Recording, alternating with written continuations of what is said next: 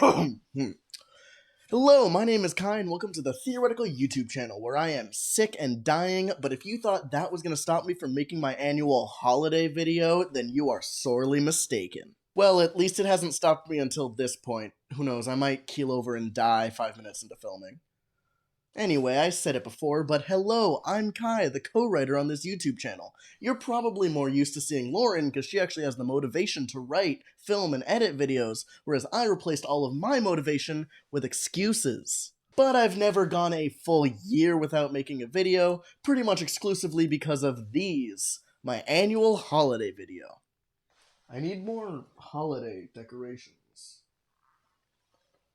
I need more decorations. If you've never seen one of these before, I take a ridiculous question about the holidays, like, how many calories does Santa eat in Christmas cookies every year, or how loud do you have to yell at a turkey in order to cook it, and then I use my mediocre and yet still slightly above average knowledge of math and science to answer that question to the best of my ability. And today we have a question I've been waiting years to cover. You've seen it in the title, but today we answer, how many lights would you have to decorate your house with in order to see it from space?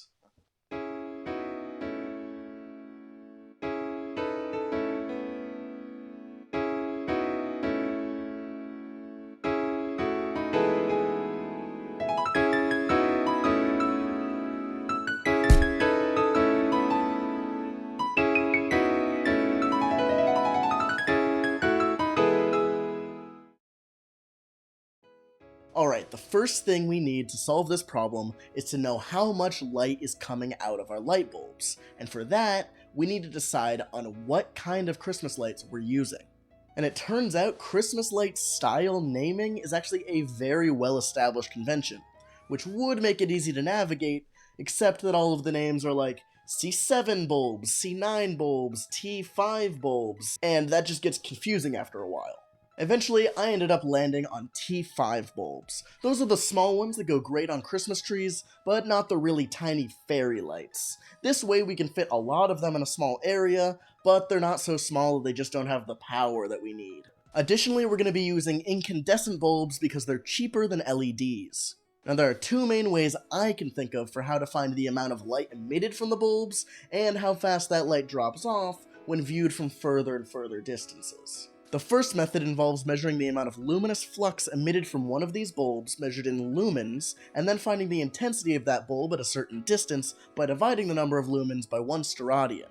Oh, you don't know what a steradian is? Well, of course it's the solid angle at the center of a sphere subtended by a part of the surface area and equal to the square of the radius. Like, duh. Now when you divide lumens by a steradian, you get the intensity of light at a distance measured in candles, which is a unit literally defined as the amount of light given off by a 1/6 pound candle from the 1860s from an inch away. Now that's all fine and dandy, except for the fact that when I hear words like lumen, steradium, and candle, I don't know what's happening, and I get scared, and I move on to method 2. Now, method 2 works in pretty much the same way as method 1, but instead of using luminous flux, steradiums, and candles, we're just going to find the power output from one bulb and determine how much that power decreases at different distances. So how much light energy does one of these bulbs actually give off? Well, if we take a look at the specifications for a strand of 100 T5 incandescent light bulbs, then we get that they draw a power of about 40.8 watts. Now, if you were smart, you would divide that 40.8 watts by 100 to get the power draw of a single bulb.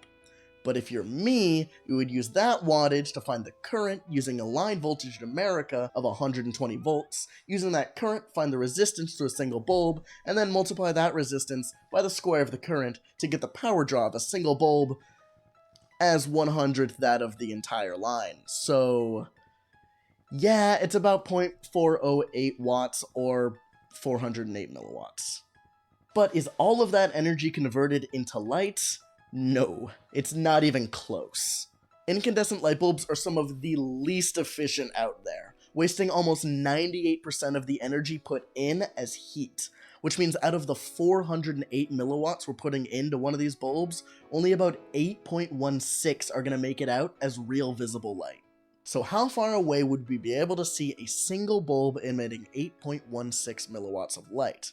Well, the smallest amount of energy that the human eye is generally able to see in a pitch black void is 10 to the minus 10 watts per square meter. We've got our number of watts, but how many square meters are we spreading that over?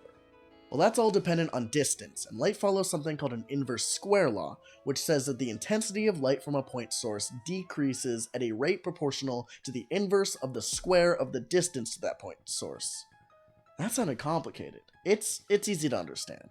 As the many rays of light emanate from the bulb, they spread farther and farther apart, and the exact amount that they spread apart at any distance can be defined as the area of the sphere that they cover. The area of any sphere is 4 pi r squared, thus dividing the output of our bulb by the area of our sphere, we get the light intensity at any given distance. Rearranging this equation to solve for d, we get the maximum distance we can see a single bulb at 2,584 meters.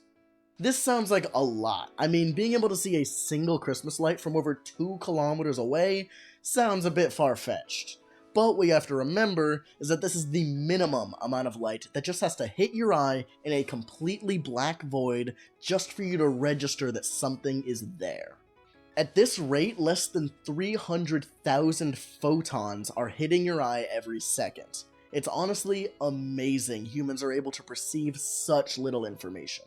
But I wouldn't really call this seeing, so I'll replace that 10 to the minus 10 with something a bit brighter. Say the intensity of light coming from the brightest star in the sky, Sirius, which has a luminance of about 10 to the minus 7.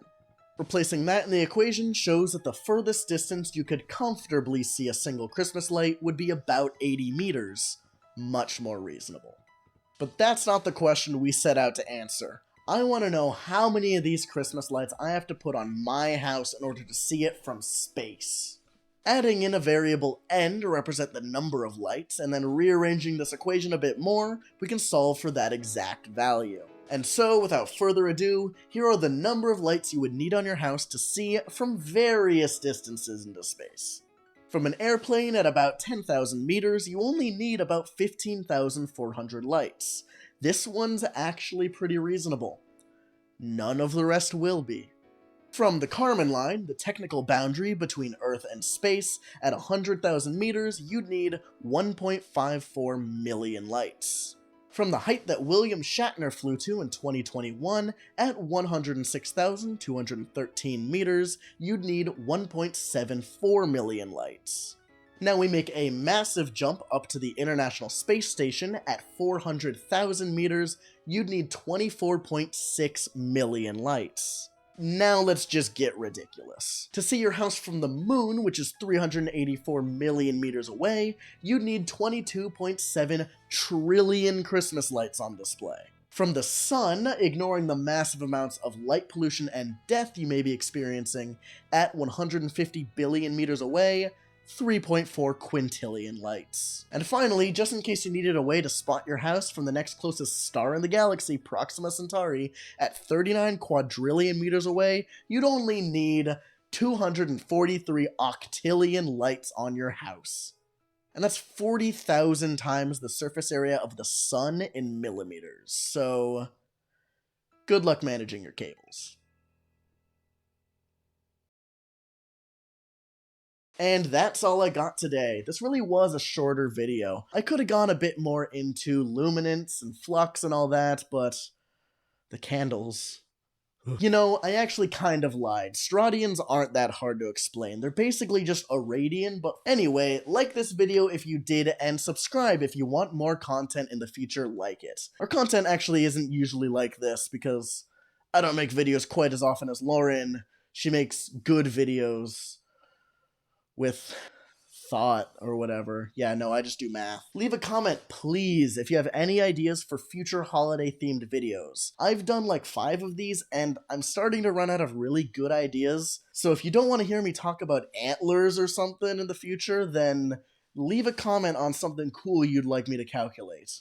We've got a Patreon, of which we have 2 patrons, the amazing David W. and Alex Toquinto. As well as a Twitter. You can follow it at theory_central, and if you do, you will be met with pretty much nothing, because we don't really use Twitter all that often, but we have it. Anyway, that's really all I got for you today. If you want to see any of my past holiday videos, here's 2 of them right there for you.